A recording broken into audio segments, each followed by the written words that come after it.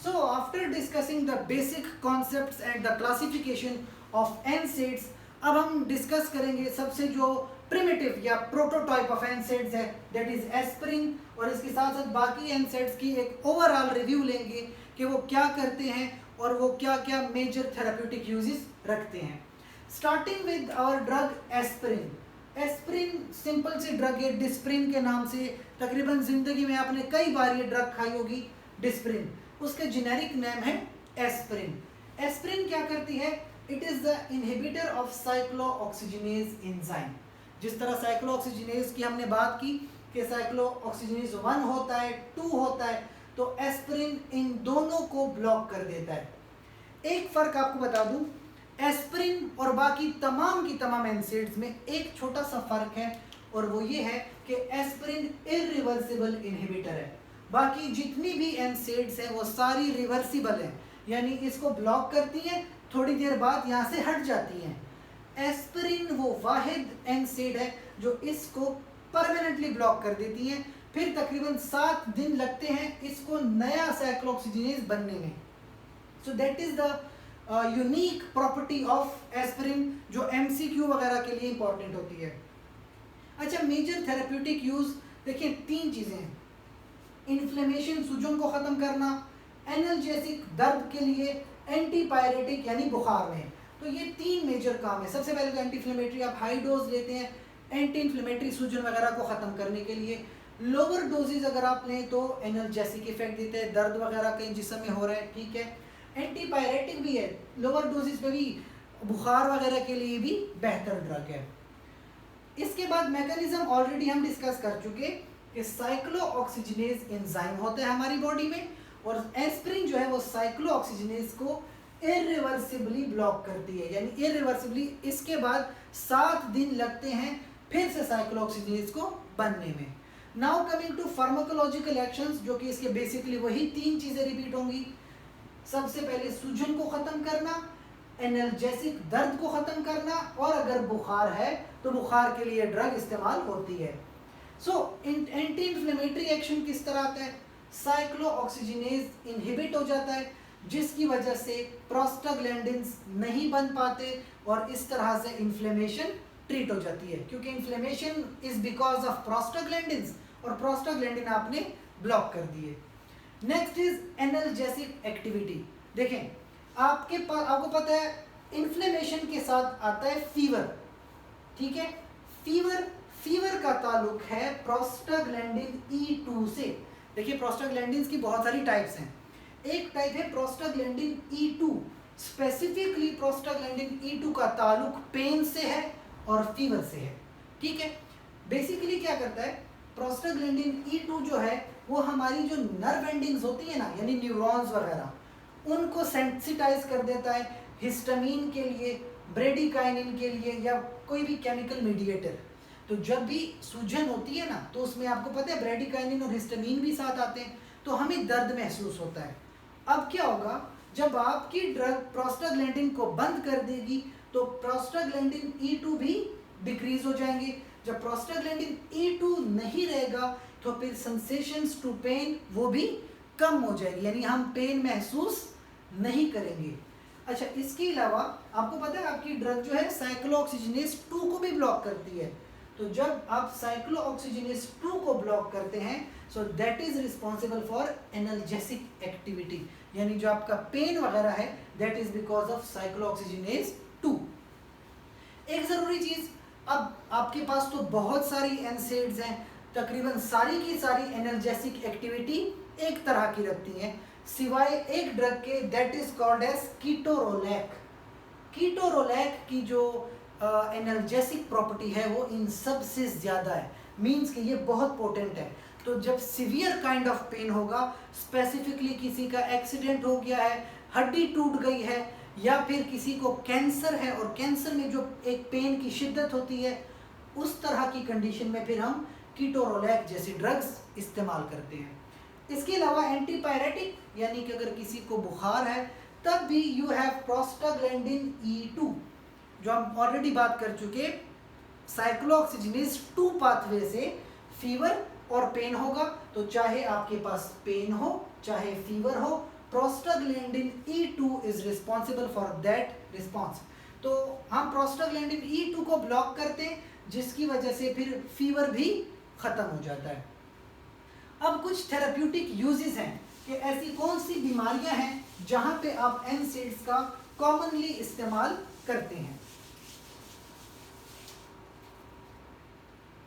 So starting with anti inflammatory and analgesics, अगर आप देखें तो नेक्स्ट ऑस्टियोआर्थराइटिस, जिन लोगों को ऑस्टियोआर्थराइटिस है यानी कि जोड़ों में या हड्डियों में दर्द है, तब आप एंटी इंफ्लेमेटरी या एनाल्जेसिक ड्रग लेते हैं।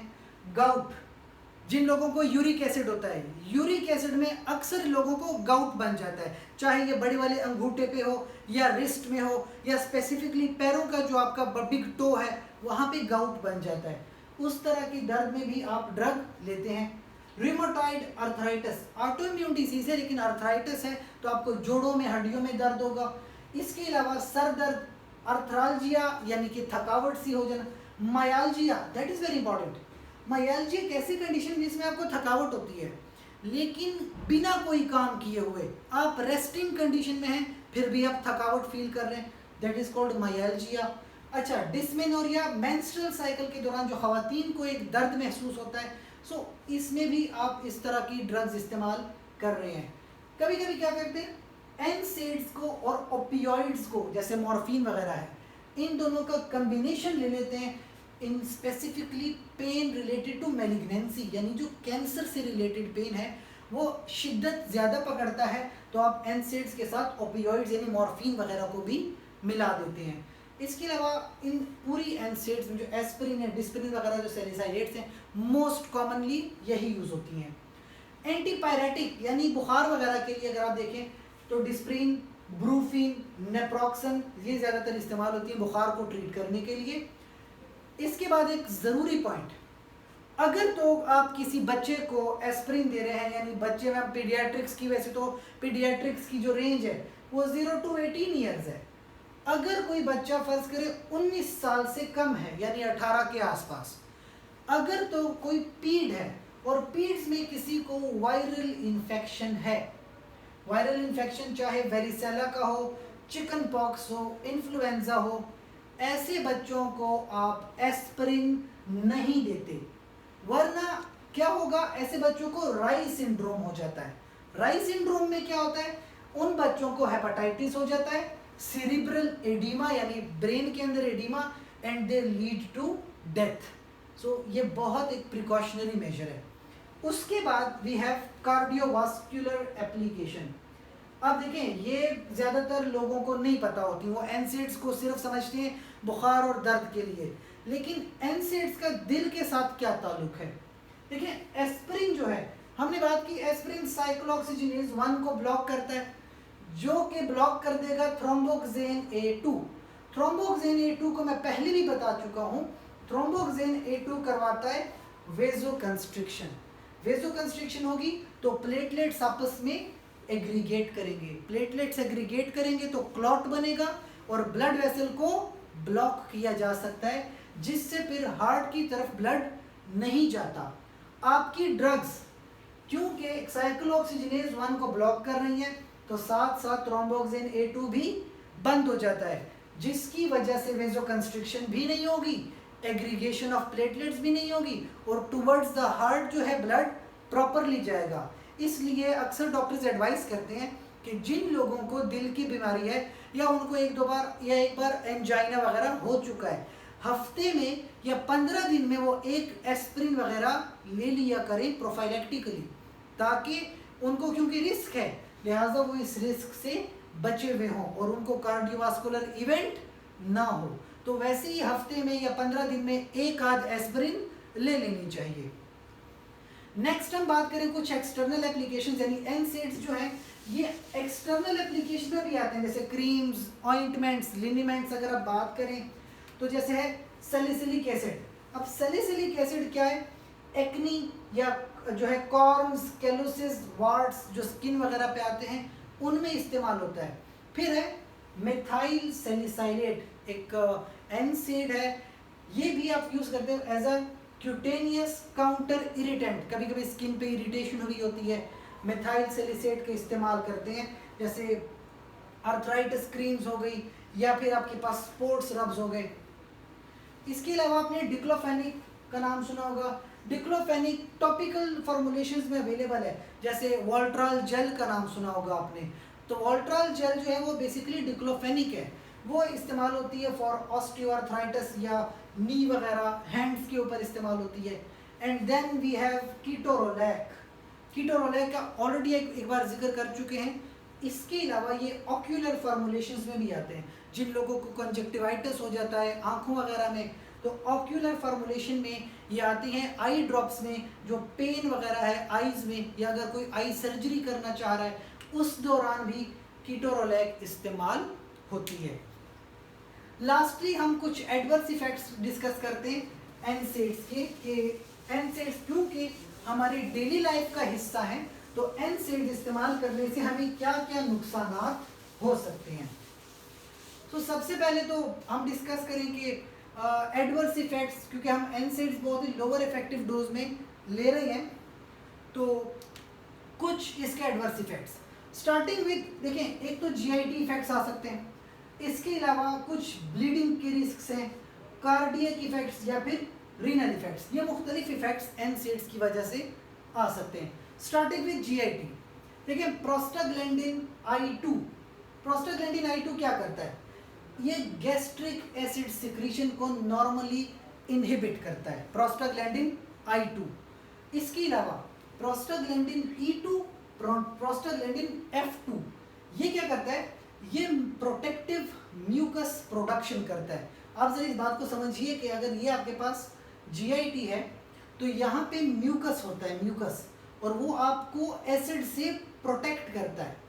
ये म्यूकस कौन प्रोड्यूस करवा रहा है, प्रोस्टाग्लैंडिन E2 और F2, और प्रोस्टाग्लैंडिन I2 यहाँ पे HCl कम करता है। अब अगर आप एनसेड्स ले रहे हो तो आप तो इसको भी ब्लॉक कर रहे हो और इसको भी ब्लॉक कर रहे हो, इसके नतीजे में क्या होगा, एक तो एसिड प्रोडक्शन बढ़ जाती है, दूसरा म्यूकस प्रोडक्शन डिक्रीज हो जाती है। तो जब आप नॉर्मल फिजियोलॉजी में थोड़ा बहुत चेंज लाओगे तो प्रॉब्लम होगी अल्सर्स की, आपके पेट में जख्म वगैरह बन सकते हैं बिकॉज ऑफ यूजिंग एनसेड्स। अगर आप बहुत ज़्यादा इस्तेमाल ले रहे हो, हर छोटी मोटी चीज़ पे एनसेड ले रहे हो। फिर जो साइक्लोऑक्सीजिनेज 1 इनहिबिटर्स हैं, एस्पिरिन जैसे कि, वो क्या करते हैं, वो जीआईटी, ब्लीडिंग और अल्सरेशन कॉज कर सकते हैं। वजह ये ऊपर मैं आपको 2 बता चुका।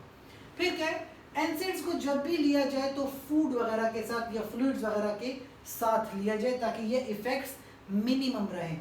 और स्पेसिफिकली अगर तो किसी बंदे को प्रॉब्लम है और फिर भी वो एनसेड्स लेना उसकी मजबूरी है, ठीक है, तो क्या किया जाए कि इस तरह के पेशेंट में फिर प्रोटॉन पंप इनहिबिटर्स या माइजोप्रोस्टोल, माइजोप्रोस्टोल पहले बात, it is actually prostaglandin E2। माइजोप्रोस्टोल खुद एक प्रोस्टाग्लैंडिन है, लेकिन एज अ ड्रग लिया जाए अगर किसी पेशेंट को जीआईटी में प्रॉब्लम है लेकिन एनसेड्स डॉक्टर ने प्रेस्क्राइब की हैं, तो फिर साथ में इस तरह की ड्रग्स भी लें। सेकेंडली, रिस्क फॉर ब्लीडिंग, हमने बात की थ्रोम्बोक्सेन A2 ब्लॉक हो जाता है, ठीक है, प्लेटलेट्स आपस में एग्रीगेट नहीं करेंगे, लेकिन इसका नुकसान ये है कि अगर आप हाई डोज में एस्पिरिन वगैरह ले लेंगे तो फिर ब्लीडिंग के चांसेस बढ़ जाते हैं, पहली बात। दूसरी बात, सर्जरी के लिए फिर बंदा जो है सुटेबल नहीं रहता। अगर आपकी कोई सर्जरी है ड्यू, तो तकरीबन 1 हफ्ते तक आप कोई भी एनसेड वगैरह नहीं लेंगे, क्योंकि सर्जरी में फिर बहुत ज़्यादा प्रॉब्लम्स आ जाएंगी। फिर एक कार्डियक इफेक्ट्स, देखें साइक्लोऑक्सीजिनेज 1 वो तो ठीक है, कार्डियो प्रोटेक्टिव है, हमने बात की थ्रोम्बोक्सेन A2 के हवाले से, लेकिन अगर आप देखें साइक्लोऑक्सीजिनेज 2, अगर कोई बंदा सिलेक्टिवली साइक्लोऑक्सीजिनेज 2 ब्लॉक कर रहा है, हमारे पास ड्रग्स हैं सेलिकॉक्सिब जैसे है, स्पेसिफिकली साइक्लोऑक्सीजिनेज 2 ब्लॉक करता है, उसका नुकसान क्या है, उसका नुकसान ये है कि साइक्लोऑक्सीजिनेज 2 पाथवे बंद है, तो अगर कोई प्रोस्टाग्लैंडिन बनेंगे वो सारे के सारे बनेंगे बाय साइक्लोऑक्सीजिनेज 1, जिसकी वजह से थ्रोम्बोक्सेन A2 का लेवल नॉर्मल से बढ़ जाएगा, और जब नॉर्मल से बढ़ेगा यानी पूरा का पूरा शिफ्ट थ्रोम्बोक्सिन A2 पे होगा तो severe kind of vasoconstriction, severe kind of platelet aggregation हो सकती है और कार्डियोवास्कुलर इवेंट का चांस होना बढ़ जाता है। तो सेलेक्टिव साइक्लोऑक्सीजिनेज 2 का इस्तेमाल करना नुकसानदेह साबित हो सकता है उन लोगों के लिए जो दिल के मरीज हैं। लास्टली रीनल इफेक्ट्स, यानी किडनी पे इन ड्रग्स का क्या असर पड़ता है। देखें, physiologically prostaglandin E2, prostaglandin I2 ये फिजियोलॉजिकली क्या करते हैं, रीनल ब्लड फ्लो को मेंटेन किए हुए हैं। आपकी ड्रग्स प्रोस्टाग्लैंडिन E2 I2 दोनों को ब्लॉक कर देते हैं। जब दोनों को ही ब्लॉक कर देंगे तो रीनल ब्लड फ्लो पे फर्क पड़ेगा, पहली बात। दूसरी, ये सोडियम और वाटर की रिटेंशन करते हैं, यानी ब्लड के अंदर सोडियम बढ़ेगा तो ब्लड के अंदर वाटर भी बढ़ जाएगा, और जब ये प्रॉब्लम होगी it will cause edema, edematous condition हमारे टिश्यू में बन सकती है। यानी जो लोग ज़्यादा एनसेड्स इस्तेमाल करते हैं उनको ये प्रॉब्लम्स आ सकती हैं। एंड लास्टली, अगर किसी पेशेंट को हिस्ट्री है हार्ट फेलियर की या किडनी डिजीज़ है तो स्पेसिफिकली एनसेड्स की वजह से वो बहुत हाई रिस्क पे है और वो इस तरह की ड्रग का इस्तेमाल ना करें।